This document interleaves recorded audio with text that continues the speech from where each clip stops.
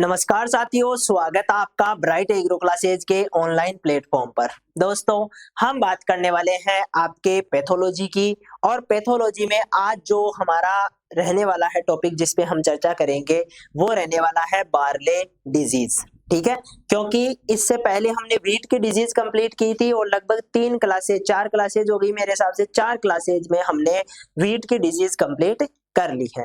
ठीक है, वीट आपके सब्जेक्ट में जो आपका ये कोर्स है इसमें सबसे बड़ा टॉपिक है, ऐसे मान के चलो। ठीक है, क्योंकि वीट में रोली होता है, रस्ट जो डिजीज है वो काफी लंबी बड़ी चौड़ी है। ठीक है, और उसमें बहुत सारे क्वेश्चन भी आते हैं, बहुत अच्छे अच्छे प्यारे प्यारे क्वेश्चन भी बनते हैं। ठीक है, उसको हमने बहुत अच्छे से देखा था। उसके बाद में जितने भी रोग हैं उनको सबको जो है हमने कवर कर लिया था।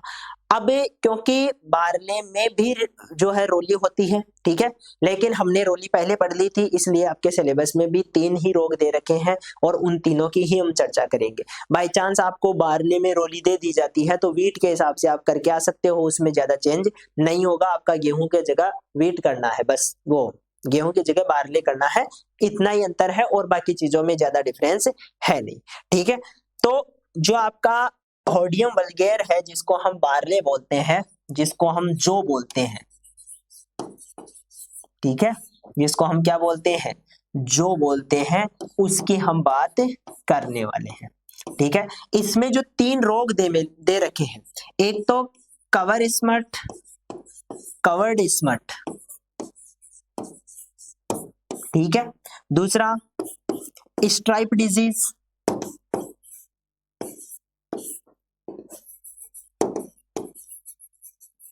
स्ट्राइप डिजीज के बाद में आ जाता है मोलिया डिजीज। क्या आ जाता है दोस्तों? मोलिया डिजीज, मोलिया डिजीज, ये चीजें आ जाती है। अब देखो, तीनों रोग है बिल्कुल इजी रोग है और ज्यादा इनमें आपको जो है एक्स्ट्रा ऑर्डिनरी कुछ नहीं करना है, बिल्कुल सिंपल चीजें हैं। मैनेजमेंट आपको पहले बताया हुआ है।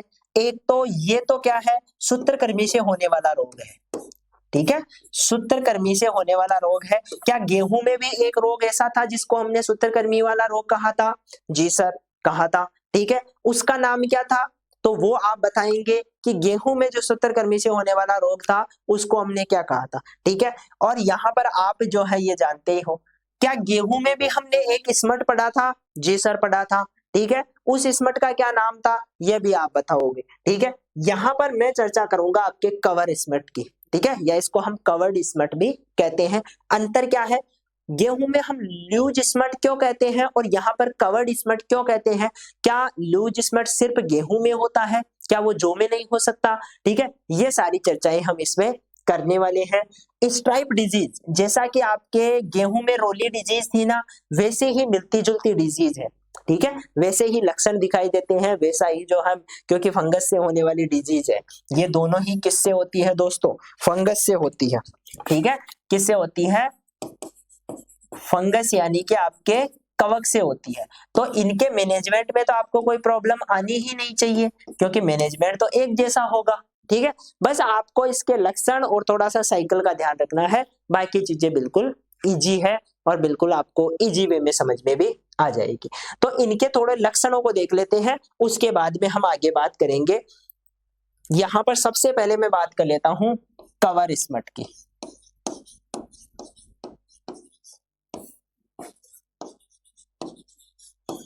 किसकी बात करेंगे दोस्तों? कवर्ड स्मट की बात हम करेंगे। अब देखो, कवर्ड स्मट का मतलब सीधा सीधा क्या है कि सर कवर का मतलब क्या होता है? ढका हुआ, एक तरह से। ठीक है, कवर का मतलब क्या होता है? ढका हुआ। तो हम ये कहते हैं कि जहां पर लूज स्मट में आपकी ये बाली थी, ठीक है, बाली बना रहा हूं, पौधा नहीं बना रहा हूं, आप इसको बाली मान के चलो। ठीक है, ऐसे यहाँ पर दाने लगे हुए होते हैं। ठीक है, बाली में क्या होते हैं? ऐसे दाने लगे रहते हैं और इस प्रकार से बाली होती है। अब ये जो बाली है, ठीक है, इस बाली में क्या होते हैं, वहां पर जो लूज स्मट होता है, तो इसका ये ऊपर वाला छिलका होता है ना, इस दाने का जो ऊपर वाला छिलका होता है, भाई कवक तो इसमें बन चुके हैं, स्पोर तो बन चुके हैं, लेकिन ये ऊपर वाला स्पोर जो ऊपर वाली जो लेयर होती है वो काफी ढीली होती है। ठीक है, जो परत होती है वो काफी ढीली होती है, इसकी वजह से जो है ऑटोमेटिक ही वो क्या हो जाता है, स्प्राउट हो जाता है, टूट जाती है वो। ठीक है, और खुलने की वजह से स्पोर उड़कर चले जाते हैं। दूसरी तरफ हम यहाँ पर बात करें कवर स्मट की, तो ये जो ऊपर वाली लेयर होती है ये काफी ज्यादा हार्ड होती है। क्या होती है दोस्तों? काफी ज्यादा हार्ड होती है। तो आप इसको कितना ही हिलाओ, कितना इसको मारो, लेकिन इसमें से स्पोर नहीं निकलेंगे। क्या नहीं निकलेंगे? स्पोर नहीं निकलेंगे। ठीक है, क्यों नहीं निकलेंगे? क्योंकि ऊपर वाली लेयर क्या है, ये जो कवर है ये काफी ज्यादा हार्ड है। तो सर ये कब इन्फेक्शन करेगा? फिर अंदर ही रह जाएगा क्या? नहीं, अंदर नहीं रहेगा। हम करेंगे इसकी थ्रेसिंग। जब हम थ्रेसिंग करेंगे, ये बहुत चालाक है।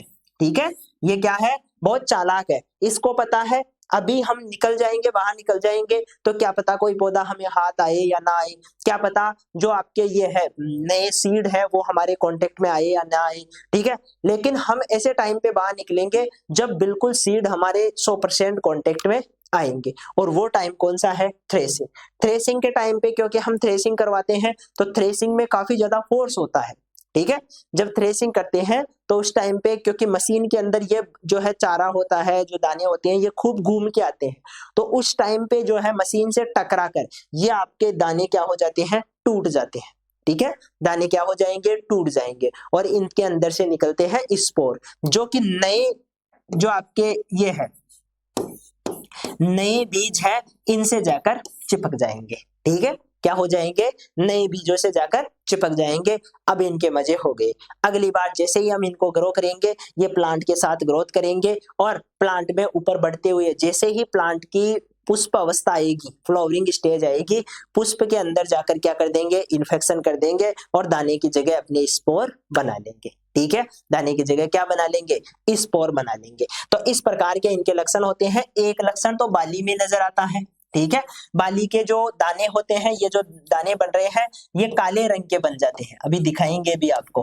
ठीक है, किस प्रकार के काले रंग के बन जाते हैं। ये जो बालियां होती है आपकी, ठीक है, ये जो रोम होते हैं ये भी हल्के हल्के काले रंग के दिखाई देते हैं। इसके अलावा एक लक्षण बाली से पहले ही दिखाई दे जाता है और वो आपके लीफ सीथ पे दिखाई देता है। ये आपकी पत्ती है और पत्ती के कांटेक्ट में लीफ सीथ होती है। ठीक है, गेहूं में, जोमेर, इनमें लीफ सीथ पाई जाती है।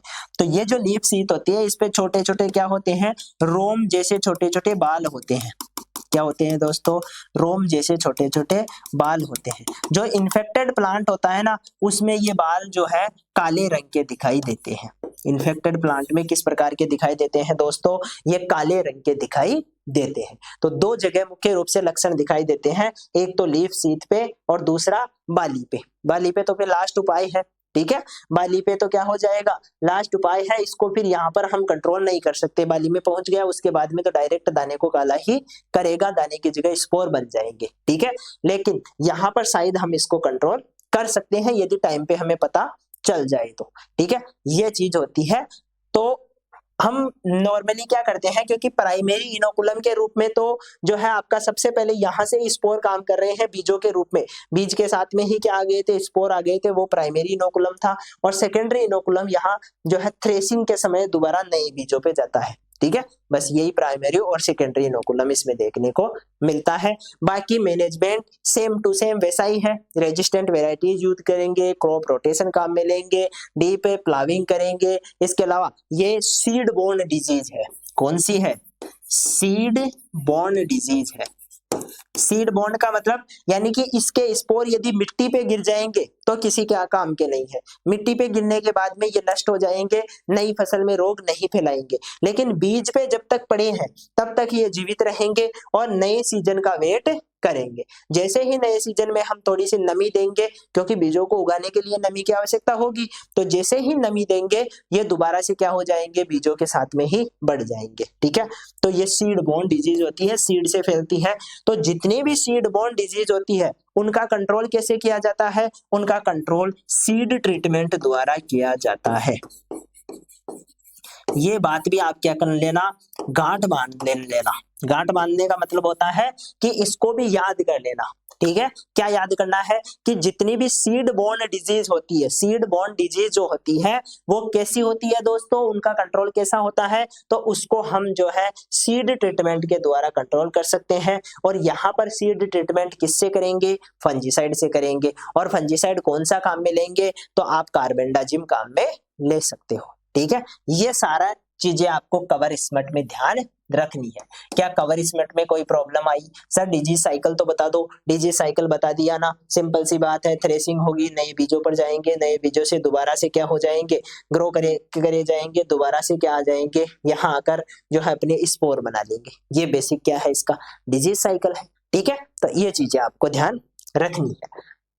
इसके बाद में हम बात करेंगे स्ट्राइप डिजीज की। ठीक है, स्ट्राइप जो डिजीज होती है उसमें क्या होता है, एक ही बेसिक लक्षण होता है, ये जो आपकी पत्तियां है ना, इन पे पीले पीले रंग की धारियां बन जाती है। एक और रोग था जिसमें पीले पीले रंग की धारियां बनती है, याद करो। देखे सर, वो तो रस्ट था, और कौन सा रस्ट था, येलो रस्ट था। उसका कोगल ऑर्गेनिज्म क्या था सर, वो तो स्ट्राइफोर्मिस था, पक्सिनिया स्ट्राइफोर्मिस। ठीक है, तो वो चीज आपको याद रखनी है कि पक्सिनिया स्ट्राइफोर्मिस जो है वो आपका क्या था, वो आपका मुख्य रूप से रोगजनक था। ठीक है, क्या था, किसका था, उसका। तो उसकी बात हम वहीं पे कर ली थी, यहाँ पे नहीं लिखेंगे। ठीक है, यहाँ पर जो आपका रोगजनक है वो मुख्य रूप से क्या कर रहा है, वो मुख्य रूप से आपके स्ट्राइप डिजीज फैला रहा है, और वो ये जो है आपके पत्तियों में इस प्रकार के पीले पीले रंग के, अभी ये दिखा भी देंगे, यही मुख्य लक्षण होता है। ज्यादा इसमें जो है फंगस से होने वाला रोग है, इसलिए सिंपली हम ये कहते हैं कि फंजीसाइड का इस्तेमाल करके कंट्रोल कर लेते हैं, तो वो भी ज्यादा इसमें माथाफोड़ी वाली बात है नहीं। इसके बाद में बनता है एक मोलिया डिजीज, और मोलिया डिजीज होता है आपका किससे, सूत्रकृमि से। ठीक है, किससे होता है दोस्तों, सूत्रकृमि, जिसको हम नेमेटोड बोलते हैं, नेमेटोड से होता है। ठीक है, तो इसकी भी हम चर्चा करेंगे, नेमेटोड वालों की भी। पहले थोड़ा सा इसकी बात हम कर लेते हैं कवर स्मट की। जो पैथोजन है वो अस्टिलोगो हॉर्डियाई है, अस्टिलेगा हॉर्डियाई। ठीक है, ये जो अस्टिलेगो हॉर्डियाई है ये आपका क्या है, एक कवक है। ठीक है, फेल किसके द्वारा रहा है, सीड के द्वारा, तो इसको हम क्या बोल रहे हैं, सीड बोर्न डिजीज। तो यहाँ पर एक चीज ये तो क्लियर हो गई कि सीड ट्रीटमेंट हमें करना पड़ेगा, तभी जाकर रोग नियंत्रित होगा। पत्तियों के खोल के काले रंग के बाल नीले निकलते हैं। ठीक है, काले, क्योंकि वो लीफ सीत है ना, अभी बताया था लक्षण, लीफ सीत में जो है काले रंग के बाल हो जाते हैं। ठीक है, वो दिखाई देते हैं। दूसरी बात, संक्रमित पौधे में सभी बाल और संक्रमित बालों के सभी दाने प्रभावित होते हैं। ठीक है, दानों भी प्रभावित होंगे। दानों की जगह क्या बनेगा, तो संक्रमित दानों में टीलियो स्पोर के समूह में बदल जाते हैं। ठीक है, पौधे में जो स्पोर बनते हैं वो कौन से हैं, टीलियो स्पोर बन रहे हैं। ठीक है, जो कि कठोर होते हैं, दूसर सफेद झिल्ली से ढके रहते हैं। कठोर है तभी तो टूटेंगे नहीं, और टूटेंगे नहीं तभी तो चारों ओर फैलते नहीं है। ठीक है, टूटेंगे कब, जब थ्रेसिंग होगी उस टाइम पे। तो ये कठोर होते हैं, दूसर सफेद झिल्ली से ढके रहते हैं, चमकीली सफेद झिल्ली होती है, जिसको कभी कभी यहाँ पर जो है एक शब्द और लिखा हुआ आता है, सिल्वर। ठीक है, सिल्वर, सिल्वर क्यों, जो है आपकी चांदी होती है वो भी चमकीली होती है, तो सिल्वर की तरह चमकीली एक झिल्ली होती है, उसके द्वारा ये कवर रहते हैं। इसके बाद में टीलियोस्पोर तब तक बाहर नहीं निकलते जब तक कि दाने की मंडाई, मंडाई का मतलब थ्रेसिंग न की जाए, जब तक कि झिल्ली दुर्घटनावश टूट न जाए। यदि हम उस ऊपर वाली झिल्ली को तोड़ दें तो साइड स्पोर बाहर निकल आ सकते हैं। ठीक है, लेकिन स्पोर बहुत चालाक होते हैं, कवक बहुत चालाक है, उसे पता है यदि ऐसे बाहर निकलेंगे तो मिट्टी में जाके गिर जाएंगे, और मिट्टी में जाने से तो हमारा कोई मतलब ही नहीं है, अगले सीजन तक हम जिंदा नहीं रहेंगे। तो हमें जाना है दाने के ऊपर, और दाने के ऊपर कब जा पाएंगे, जब थ्रेसिंग होगी उस टाइम पे। इसलिए क्या करते हैं ये, इसलिए ये अपने आप को बचाकर रखते हैं लास्ट तक। जब संक्रमण तब फैलता है जब टीलियोस्पोर स्वस्थ बीजों से चिपक जाते हैं और बीज बोने तक निष्क्रिय रहते हैं, अगले सीजन तक क्या रहेंगे, निष्क्रिय रहेंगे। सर लक्षण कैसे दिखाई देंगे, तो ये सारे आपके लक्षण ही है। बाली मान लो निकल रही है, उससे पहले ही संक्रमण हो चुका है, तो ऐसे बाली दिखाई देगी, पत्ती के अंदर से ही आपको काली काली नजर आना स्टार्ट हो जाएगी। जब बाली सूख जाएगी उसके बाद में संक्रमण दिखाई देगा, तो ऐसे बीच में से जो है हल्की सी काली नजर आती है। हरी बाली है और उसी में संक्रमण हो चुका है, तो यहाँ पर दानों में काले काले रंग के, बुरे बुरे रंग के क्या दिखाई देते हैं, स्पोर दिखाई देते हैं। और बिल्कुल पास में से देखते हैं तो ये देखो, ये आपके जो दाने हैं वो क्या हो चुके हैं, बिल्कुल एक ब्लैक मास के रूप में परिवर्तित हो चुके हैं। ठीक है, ये आपका लक्षण होता है किसका, कवर स्मट का। ठीक है, ल्यूज स्मट का नहीं, कवर स्मट का। यहाँ पर हो गया सारी बात। इसके बाद में आ जाता है disease cycle. Sir disease cycle कैसे काम करती है, तो प्राइमरी इन्फेक्शन किसके द्वारा हो रहा है, वो आपके टीलियोस्पोर, जैसे ही पानी देंगे हम जो है आपके बीज को, तो वे जो टीलियोस्पोर है वो आपका क्या हो जाएगा, वो आपके तैयार हो जाएगा जर्मिनेशन के लिए, ठीक है। तो जैसे ही पानी देते हैं तो टीलियोस्पोर क्या बना लेता है, आपके माइसीलियम बना लेता है, ठीक है।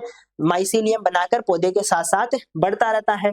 फिर हम बात करेंगे दूसरा जो स्पोर बनता है वो बेसिडियोस्पोर बनते हैं, कली के द्वारा बढ़ते हैं और जर्म ट्यूब द्वारा अंकुरित होते हैं और आपस में मिलकर द्विकेंद्रीय स्थिति बनाते हैं। यानी कि बेसिडियोस्पोर बनाकर, पौधे के अंदर ही बेसिडियोस्पोर बनाकर ये क्या हो जाएंगे, तैयार रहेंगे। जैसे ही पुष्प आएंगे, यानी कि जो पौधा है उसमें पुष्पन की अवस्था आएगी, ये क्या करेंगे, डायरेक्ट अटैक कर देंगे किसके ऊपर, पुष्प के ऊपर, और वहां पर अपना जो स्पोर है वो बनाना स्टार्ट करेंगे। जैसे ही जो का बीज अंकुरित होगा, ठीक है, बीज का अंकुरण का मतलब बीज बनेगा, टीलियोस्पोर भी अंकुरित होकर एपिकोटाइल युवा को संक्रमित कर देते हैं। अच्छा, ये तो वहां का पहले की बात ही बता रहा है कि जो अंकुरण है वो बढ़ेगा बीज का, उसके साथ में ही टीलियोस्पोर का भी अंकुरण होता है और स्टार्टिंग में जो छोटा पौधा है उसी पे अटैक कर देता है।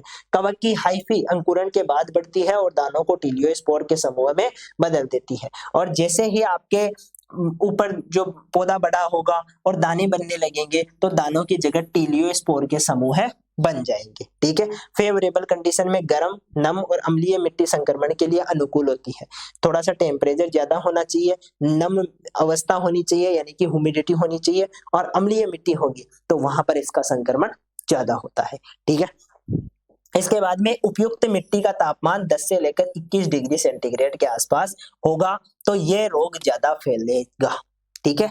ये रोग क्या होगा, ज्यादा फैलेगा, ये चीज आपको ध्यान रखनी है। इसके बाद में नेक्स्ट चलते हैं, नेक्स्ट बात करते हैं मैनेजमेंट की, ठीक है। मैनेजमेंट में क्या है, तो मैनेजमेंट में हम ये कहते हैं सीड ट्रीटमेंट, ठीक है। जो बीज का जो उपचार है वो आपके होता है फंजीसाइड से, ठीक है। किसके द्वारा होता है, फंजीसाइड के द्वारा, और फंजीसाइड से हम क्या कर सकते हैं, उपचारित कर सकते हैं। सर कौन सा फंजीसाइड, तो आप मेनकोजेब 2 ग्राम पर केजी सीड के हिसाब से इसको काम में ले सकते हो, ठीक है। फील्ड हाइजीन, हाँ थोड़ा सा फील्ड को भी हम स्वच्छ रख सकते हैं, उसमें कोई दिक्कत वाली बात नहीं है। क्रॉप चक्कर अपना सकते हैं, ठीक है। क्या कर सकते हैं, क्रॉप चक्कर अपना सकते हैं, और मिट्टी का प्रबंधन भी ठीक से कर सकते हैं। पीएच को और जो मॉइस्ट है, अधिक जो मॉइस्ट कंडीशन है उसको रिमूव कर सकते हैं, क्योंकि ये भी जो है आपके ग्रोथ के लिए फेवरेबल होते हैं, ठीक है। इसके बाद में हम ये कहते हैं भारत में ये रोग इतना आम नहीं है, दिखाई नहीं देता है, क्योंकि नियमित रूप से फफूंदनाशी कीटनाशक का हम उपचार करते रहते हैं। भारत में सबसे ज्यादा यूज रोगों में फफूंदनाशी ही काम में लिया जाता है, ठीक है। तो ये नॉर्मली जो है काम में लिया जाता है, इसलिए इतना रोग का प्रभाव होता नहीं है। और नॉर्मली हमारे तो बोते रहते हैं, जो भी बोते हैं, और गेहूं भी बोते हैं, हम तो कभी देखते ही नहीं है। कवर स्मट और ल्यूज स्मट दोनों ही दिखाई नहीं देता है। गेहूं में कभी कभी बाई चांस जो है, मान लो 1000 पौधों में से 1 या 2 पौधे बाई चांस दिखाई दे जाते हैं उसके ल्यूज स्मट के, ठीक है। लेकिन कवर स्मट तो इससे भी कम दिखाई देता है, कवर के बहुत कम चांस है, ठीक है। ये वाली क्योंकि अम्लीय मिट्टियों में ज्यादा होता है, राजस्थान वाली मिट्टी तो वैसे ही अम्लीय नहीं है, वो तो सारी है, और हमारे तो जो पानी होता है वो ही लवणीय है, ठीक है। तो उस क्लाइमेटिक कंडीशन में ये सर्वाइव नहीं कर पाता है, इसलिए आराम से कोई दिक्कत वाली बात है नहीं। हम रोली से भी बच जाते हैं, ठीक है। हम किससे बच जा रहे हैं, हम इस प्रकार के स्मट रोगों से भी बच जा रहे हैं। हमारे जो गेहूं को ज्यादा से ज्यादा, मेरे हिसाब से गेहूं और जौ को, राजस्थान की हम बात कर रहे हैं, गेहूं और जौ को जो राजस्थान में नुकसान पहुंचाता है वो दीमक कीट नुकसान पहुंचाता है, ठीक है। दीमक क्या करता है, जड़ों को खा जाता है, बस यही एक जो है आपके नुकसान होता है। बाकी मेरे हिसाब से रोगों से जो है गेहूं में, जौ में कभी रेयरली ही रोग दिखाई देते हैं, बाकी होता नहीं है, ठीक है। क्योंकि रस्ट भी यहाँ नहीं है, स्मट भी यहाँ नहीं होता है। मोलिया डिजीज सूत्रकृमियों से होने वाली डिजीज है, राजस्थान में खूब धूप पड़ती है, ठीक है, उसकी वजह से जो सूत्रकृमि है ये भी मर जाते हैं, ठीक है। तो ये तो फायदा है कि ज्यादा धूप होने से, ज्यादा टेम्परेचर होने से कुछ रोगों से हम बच जाते हैं, ठीक है। और बातें आप ध्यान रख लेना। इसके बाद में बात करते हैं स्ट्राइप डिजीज। स्ट्राइप डिजीज हमारे किससे होती है, तो ये आपका जो है ड्रेसलेरिया, क्या नाम है इसका, रेस्ट, यदि डी को साइलेंट रख देंगे तो रेस्टेरेला नाम है ग्रेमिनिया, ठीक है। इसको आप अपने हिसाब से प्रोनाउंसिएशन कर लेना इसका, ठीक है। जो होस्ट पौधा है वो अपना कौन है, बारले है। यहाँ पर हम कुछ लक्षणों की बात करते हैं। लक्षण मुख्य रूप से कहाँ दिखाई देंगे, तो पत्तियों पे दिखाई देंगे। और कैसे लक्षण, जो है येलो कलर की सी सॉरी येलो कलर की सी आपके क्या होगी, स्ट्राइप्स, यानी कि जो ये लंबी लंबी रेखाएं नजर आएगी, ये कह सकते हैं। ठीक है, यहाँ पर ध्यान देना है। प्रारंभिक लक्षण छोटे हल्के रंग के धब्बे अंकुरण की पत्तियों पर दिखाई देते हैं। ठीक है, अंकुर जो छोटा पौधा होता है ना, सीडलिंग, उसकी पत्तियों पर यदि प्रभाव रहेगा स्टार्टिंग में ही, तो हमें क्या होंगे, हल्के रंग के कैसे धब्बे दिखाई देंगे, छोटे पौधे पर ही। ठीक है, छोटे से पौधे पर ही लक्षण दिखाई दे जाएंगे स्टार्टिंग में। तो इसके बाद में क्या होगा, यह गंभीर रूप से संक्रमित बीज बोए जाते हैं यदि पहले से ही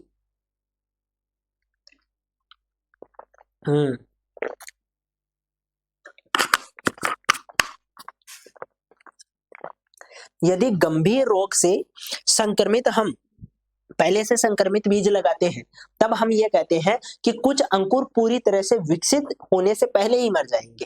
ठीक है, ज्यादा रोग का इफेक्ट होगा तो पौधे को पूरी तरह से बढ़ने ही नहीं देगा, उससे पहले ही रोग फैल जाएगा। पत्तियां के खुलने की लंबी संकरी और पीले से भूसे के रंग की धारियां दिखाई देती है। पत्तियों पर इस प्रकार की धारियां दिखाई देती हैं। समांतर धारियां पत्तियों के पूरे लंबे हिस्से में फैल जाती है। ठीक है, हल्की पीली धारियां भूरी हो जाती है, फिर पत्ती सूखने लगती है, लंबाई में फट जाती है, यानी कि पीछे से फटी हुई नजर आती है। संक्रमण पत्ती म्यान जो लीफ शीत होती है उस तक पहुंच जाता है जब पौधा परिपक्व होता है, तब की बात है।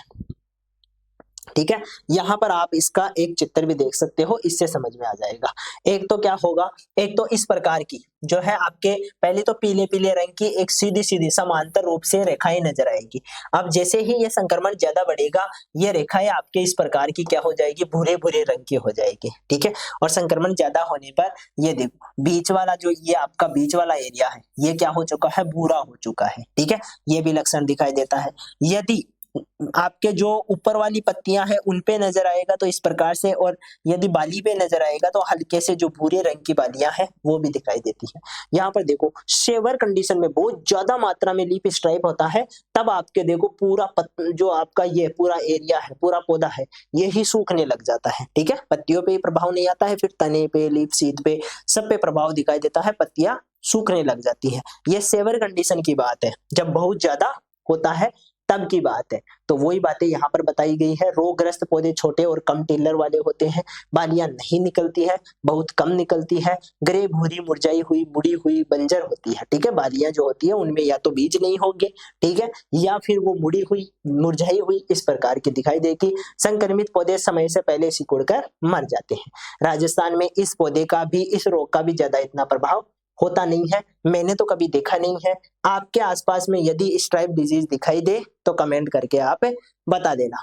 ठीक है, हमें भी पता चल जाएगा। देखो डिजीज साइकिल की हम बात कर लेते हैं। इसमें जो स्पोर होते हैं वो कोनिडिया होते हैं। स्पोर को हम क्या बोलते हैं, कोनिडिया बोलते हैं, और उन्हीं का निर्माण होता है। मर्द जो की पत्तियों पर गहरे भूरे जैतूनी ग्रे रंग के कोनिडिया बनते हैं। कोनिडिया बन कहाँ रहे हैं, तो पत्तियों के ऊपर बन रहे हैं। ठीक है, कहाँ बन रहे हैं दोस्तों, पत्तियों के ऊपर बन रहे हैं। बीजाणु हवा और बारिश की बूंदों के माध्यम से स्वस्थ जो कि बालियों तक पहुंच जाते हैं। जब हवा आएगी या बारिश होगी तो उड़कर कहाँ चले जाएंगे, स्वस्थ पौधे तक पहुंच जाएंगे। ठीक है, बीजाणु गुलूम के सिरे के पास चिपककर अंकुरित होते हैं और नम मौसम में माइसेलियम का विकास करते हैं। ये जो है पौधे के साथ में ही क्या करेंगे, ग्रो करेंगे, और जो जितना नम मौसम रहेगा, जितना इनके लिए अनुकूल, क्योंकि इनको तो पानी चाहिए, जो कवक होता है उसको भी अच्छी मात्रा में पानी चाहिए होता है। जब ज्यादा पानी मिलेगा, नम पानी जो है एरिया रहेगा, तो ये जल्दी से माइसेलियम का विकास करेंगे, अपने जाल को बढ़ाएंगे। इसके बाद में माइसेलियम छिलकों और दानों के बीच फैलता है और कभी कभी भ्रूण को भी प्रभावित कर देता है। निष्क्रिय और बीज जनित संचरण, यानी कि यहाँ पर क्या होता है, फफूंद सूखे जौ के दानों में या उस पर माइसेलियम के रूप में निष्क्रिय रहती है जब तक कि बीज अंकुरित ना हो। तो ये भी क्या होती है, बीज द्वारा आगे बढ़ती है, यानी कि स्पोर जो होंगे वो बीज पे जाकर चिपक जाएंगे और निष्क्रिय होकर पड़े रहेंगे। फिर अगले सीजन का वेट करेंगे, दोबारा से जब हम उसी जौ को दोबारा लगाएंगे तो छोटे से पौधे, जो छोटा सा पौधा होगा उसी पर ये क्या कर देंगे, अटैक कर देंगे। ठीक है, आई बात समझ में? ये चीजें आपको सारी ध्यान रखनी है। अंकुरण के बाद रोगजनक पूरे पौधे में फैल जाता है, सभी पत्तियों को संक्रमित कर देता है। सर फेवरेबल मौसम क्या है? तो स्पोर 34 महीने तक जीवित रह सकते हैं। पहली बात तो क्या रहेंगे, 34 महीने काफी ज्यादा होते हैं, 2 साल से भी ज्यादा की बात है। इसके अलावा 12 डिग्री सेंटीग्रेड से कम ताप पर बीज जनित संक्रमण अधिक होता है। यदि सीड से संक्रमण होगा तो 12 डिग्री सेंटीग्रेड से कम टेम्परेचर होने पर होता है। 15 से अधिक तापमान पर संक्रमण कम या समाप्त हो जाता है।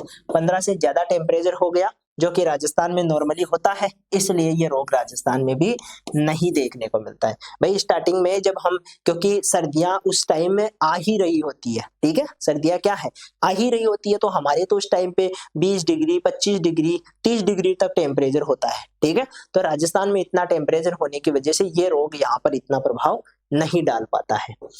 यहाँ पर बात करना है सीड ट्रीटमेंट की, तो सीड ट्रीटमेंट हम कार्बोक्सिलिन से कर सकते हैं, ठीक है, जो कि एक सिस्टेमिक क्या है, फंजीसाइड है, उससे उपचारित कर लो। इसके अलावा कुछ रेजिस्टेंस वेराइटीज भी उगा सकते हैं, फसल चक्र भी अपना सकते हैं, लगातार जो कि खेती से बचे और गैर आतिथ्य फसलों के साथ फसल लगा सकते हैं। एक ही फसल जो है बार बार एक ही खेत में नहीं उगानी है, उससे क्या होते हैं, उससे संबंधित जो कीट है, उससे संबंधित जो रोगजनक है, वो क्या हो जाते हैं, बढ़ जाते हैं और वो ज्यादा प्रभावित करते हैं। फील्ड सैनिटेशन ये बेसिक चीज है, फील्ड को क्या करेंगे, साफ सुथरा रखेंगे। ऑप्टिमम सोविंग टेम्परेचर, और ये ध्यान रखेंगे कि जो है हम टेम्परेचर कर रहे हैं, वो सोविंग कर रहे हैं, उस टाइम पे टेम्परेचर 15 डिग्री सेंटीग्रेड से ज्यादा रहे सोइल का तो ज्यादा अच्छा रहेगा, ठीक है। तो वो कंडीशन भी आपको ध्यान रखनी है, इसी की वजह से राजस्थान को इसको फेवरेबल कंडीशन नहीं मिल पाती है।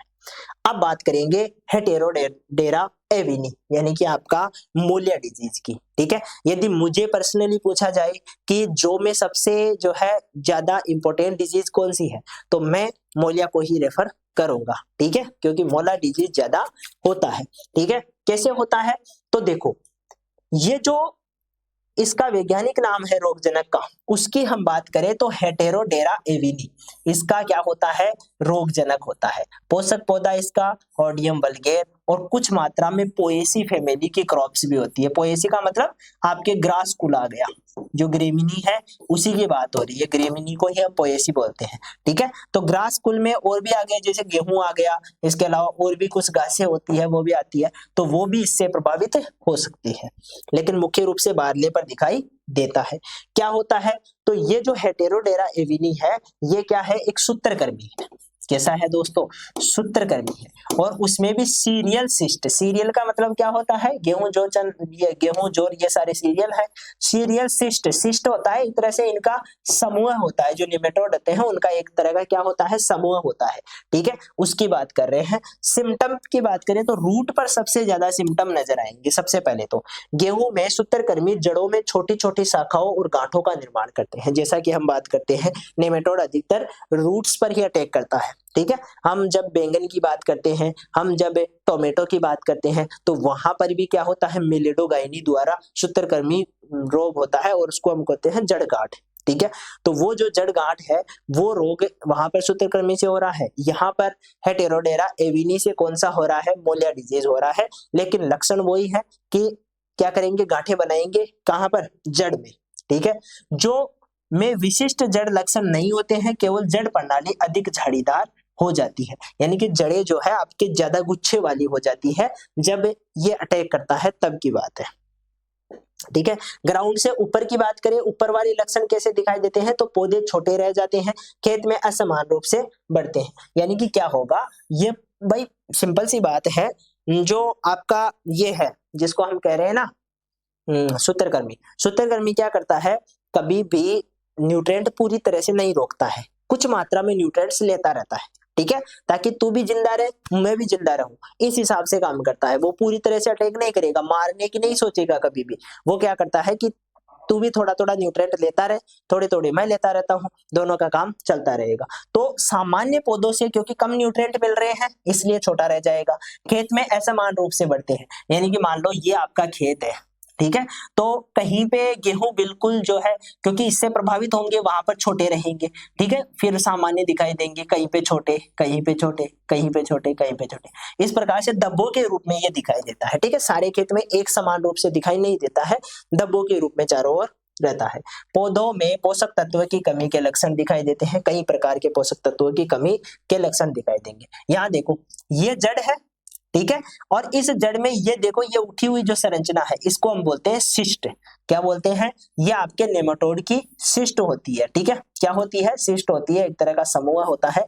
ये यहाँ से न्यूट्रिएंट, जड़ के द्वारा जो न्यूट्रिएंट दिए जा रहे हैं उनको पकड़ के यही रख लेते हैं। ये जो गुच्छों वाली संरचनाएं होती है, ये आपके इसी में दिखाई देती है, इस प्रकार की जो है, क्योंकि जब ये प्रभावित करता है ना, तो जड़ें सीधी नहीं रहती हैं, जड़ें इधर उधर क्या हो जाती है, फैल जाती है, इधर उधर हो जाती है, उसकी वजह से गुच्छे जैसी दिखाई देने लगती है। ये चीज आपको सारी ध्यान रखनी है। इसके बाद में आ जाता है इसका डिजीज साइकिल। सर ये फैलता कैसे है, आगे कैसे बढ़ता है?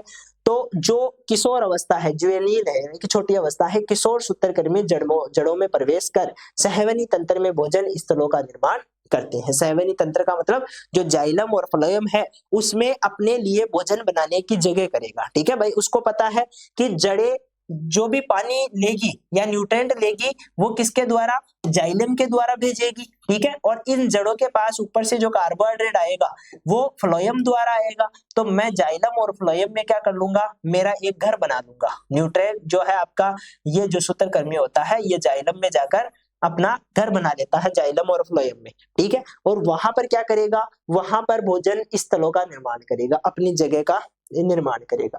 मादा सूत्रकृमि फूलकर अंडे देती है, ठीक है, और जड़ों से बाहर निकल ले सिस्ट में परिवर्तित हो जाती है। अभी हम बात कर रहे थे ना सिस्ट, तो सिस्ट एक तरह के क्या है, इनके जो है मादा जो सूत्रकृमि है उसी की हम बात कर रहे हैं, वो जड़ से बाहर आ जाती है। Young cyst are white but later then brown. जो आपका स्टार्टिंग का सिस्ट होता है वो सफेद दिखाई देता है, बाद में ये भूरा हो जाता है। अंडे सिस्ट के अंदर विकसित होते हैं और कई वर्षों तक मिट्टी में जीवित रह सकते हैं। जो सिस्ट होता है वो एक तरह का खोल होता है, एक तरह का कवर एरिया होता है जिसमें अंडे दिए जाते हैं, ठीक है। और वो जो है मादा द्वारा दिए जा रहे हैं, वो जड़ के बाहर आ जाएंगे, क्योंकि उसको अगली बार भी तो इन्फेक्शन करना है ना। जड़ में रहेंगे तो जड़ कभी ना कभी खराब हो जाएगी। अब जड़ खराब हो जाएगी तो उसके साथ में नेमेटोड भी जो है मान लो खराब हो जाएंगे। तो इसको सुसुप्त अवस्था में डालने के लिए अंडों के रूप में जो है उस सिस्ट में डाल के छोड़ देती है, ताकि वो अगले मौसम तक वहां पर पड़े रहे। हैचिंग अंडों में जो अंकुरन होगा, प्रसार होगा, वो कैसे होगा? अगले मौसम में अंडे फूटते हैं, जिससे नए सूत्रकृमि जड़ों को क्या करेंगे, संक्रमित करेंगे। सूत्रकृमि मिट्टी के साथ हवा, रोपाई, जूते, मशीन और हार्वेस्टर के माध्यम से फैल जाते हैं, ठीक है। ये चारों ओर क्या हो जाएंगे, मिट्टी में फैलते रहते हैं, ठीक है। पानी के साथ चले जाएंगे, जूतों के साथ चले जाएंगे, किसी मशीनरी के टच होके चले जाएंगे, हार्वेस्टर के द्वारा किसी भी माध्यम से एक जगह से दूसरी जगह फैलते रहते हैं, ठीक है। मैनेजमेंट कैसे करेंगे? तो एक तो क्रॉप रोटेशन काफी ज्यादा इंपॉर्टेंट हो जाता है सूत्रकृमियों की संख्या को कम करने के लिए, क्योंकि ये सूत्रकृमि क्या है भाई, पोएसी कुल में या जो कि फसलों को ही नुकसान पहुंचाएंगे। तो इसमें आप क्या लगाओ, इसमें आप जो है लेगुमिनेसी कुल की फसलें लगाओ, ठीक है। इसके अलावा जो है आपके सोलेनेसी की लगाओ, ठीक है, वो इस पर अटैक नहीं करेंगे। घास जैसी खरपतवारों को नियंत्रित करें, क्योंकि वे सूत्रकृमियों को सहारा देती है। जो घास वाली जो आपके ये है ना, जिसको हम कह रहे हैं पोएसी कुल की जितनी भी घासें हैं, उनको खेत में मत लगने दो, उनको हटाओ, क्योंकि ये बढ़ाने का काम करती है। रेजिस्टेंस वेराइटीज हम यूज कर सकते हैं, सॉइल मैनेजमेंट कर सकते हैं, क्योंकि सॉइल में ही सूत्रकृमि रहते हैं। तो प्रकाश में लाकर नष्ट कर सकते हैं। जब हम गहरी जुताई करेंगे, डीप प्लाविंग करेंगे, तो पलट जाएंगे, सिस्ट कांटेक्ट में आ जाएंगे किसके, प्रकाश के, और वो क्या हो जाएंगे, नष्ट हो जाएंगे किसके द्वारा, प्रकाश के द्वारा, ठीक है। केमिकल कंट्रोल भी कर सकते हैं, कार्बोफ्यूरान, एलडी कार्ब जैसे नेमेटोडसाइड्स का यूज कर सकते हैं, ठीक है। सामान्य सहनशीलता की बात करें तो गेहूं और जई की तुलना में सूत्रकृमि संक्रमण अधिक सहन कर सकता है, ठीक है। जो गेहूं और जई की तुलना में सूत्रकृमियों के संक्रमण को ज्यादा सहन कर सकता है, ठीक है। तो ये गेहूं और जो भी प्रभावित होते हैं, ठीक है, ये भी प्रभावित होते हैं, लेकिन जो है आसानी से क्या कर पाता है, संक्रमण को सहन कर पाता है। ये रिसर्च से पता चला है कि जो है जो गेहूं जई की तुलना में barley is more tolerant to the cereal cyst nematode than the wheat and oat. जो ओट और व्हीट है उसकी तुलना में बार्ले क्या होता है, ज्यादा टॉलरेंट होता है, ये बात कहना चाह रहा है। ठीक है, यानी कि आपका बार्ले ज्यादा सहन कर पाता है। ठीक है, फिर भी ये रोग बार्ले में ही होता है।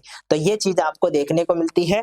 ये आपका जो का क्या हो चुका है, तीनों रोग कंप्लीट हो चुके हैं। ठीक है, क्योंकि आपके सिलेबस में जो बार्ले है उसके 3 ही रोग दे रखे थे, तीनों को हमने कवर कर लिया। आई बात समझ में? तो यहाँ पर सारी बातें क्लियर हो जाती है। अब हम मिलेंगे नेक्स्ट क्लास में, तब तक के लिए धन्यवाद।